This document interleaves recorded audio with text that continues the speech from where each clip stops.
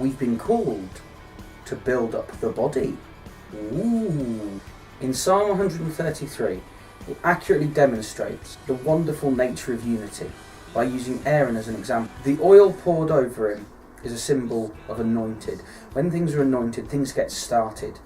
Like baptism, Jesus was baptized and went into the desert and began his ministry.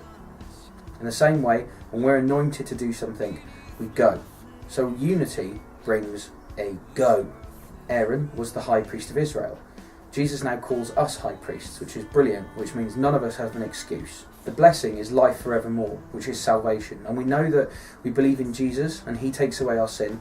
But unity here, I think, brings about that gospel-wielding power of God to bring salvation to people. When we're united together, we can go and tell people together.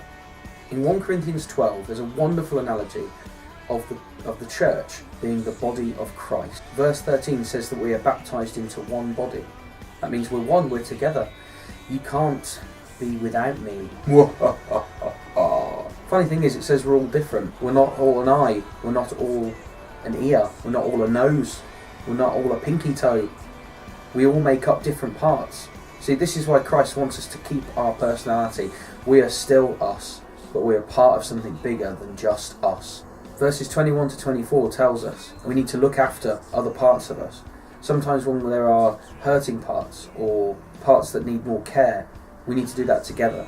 We need to be more united. We need to be the community of Christ. Verses 25 and 26 tell us that there must be no division. And what it says is that the church requires intimacy with its head. Christ is the head of our church. Christ is the head of his body, and we are his body. In verse 27, it lists a whole group of jobs, and some of them are kind of interesting. Some of them don't sound very spiritual actually at all.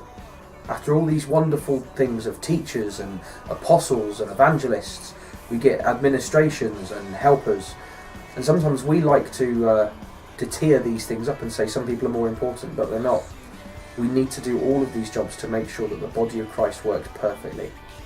1 Corinthians 3 verses 1 to 3 tells us quite interestingly that Paul was not able to move on or to teach them better because they weren't united, and this disunity brought immaturity.